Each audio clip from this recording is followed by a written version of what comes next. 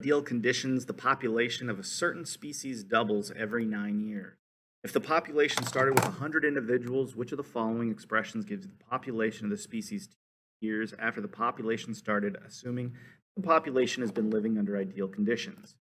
So whenever you're trying to set up an exponential growth equation, which is what this is, anytime you're doubling or multiplying a value over and over again, you are working with an exponential function. And these are always going to be written in the form a times b to the x, where a is the initial amount.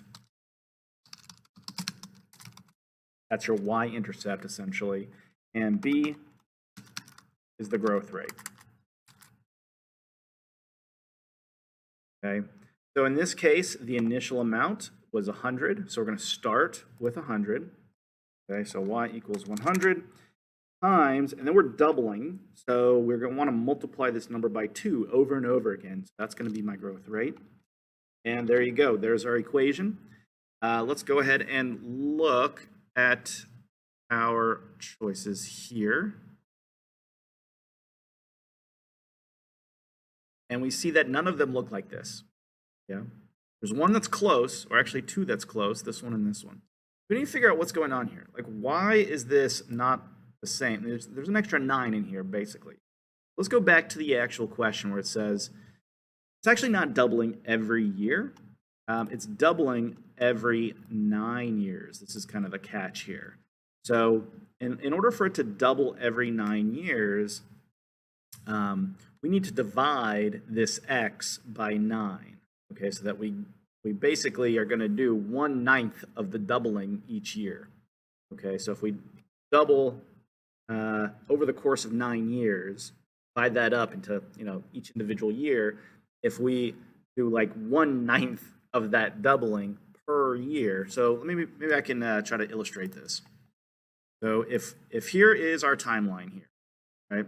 We want to double over the course of the full timeline. So we're going to start with 100. Start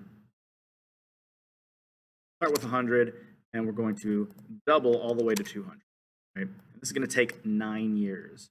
So if I split this up, say, okay, well, if I'm doubling every 9 years, here's after year 1, year 2, 3, 4, 5, 6, 7, year 8, and, well, this year 9. I didn't really space this out very well, but there you go. Okay, so the point that I'm trying to make, well, it's not going to let me just drag one line. Are you kidding me? Okay, that's okay. What I'll do here is just make this a little smaller, so at least looks a little better.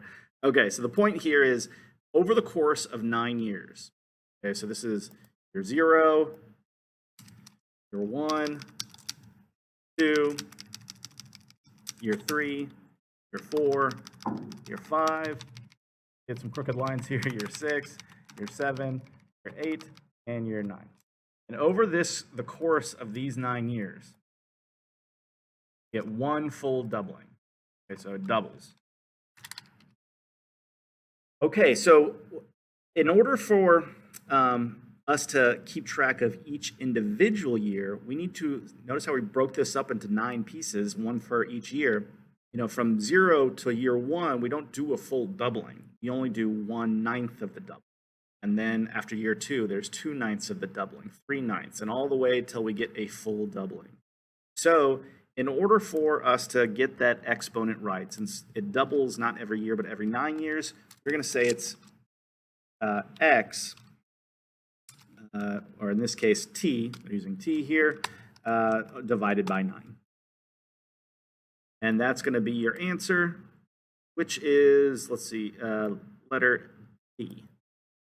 And yep, that's it for number 20. Thanks for watching. Y'all have a great day.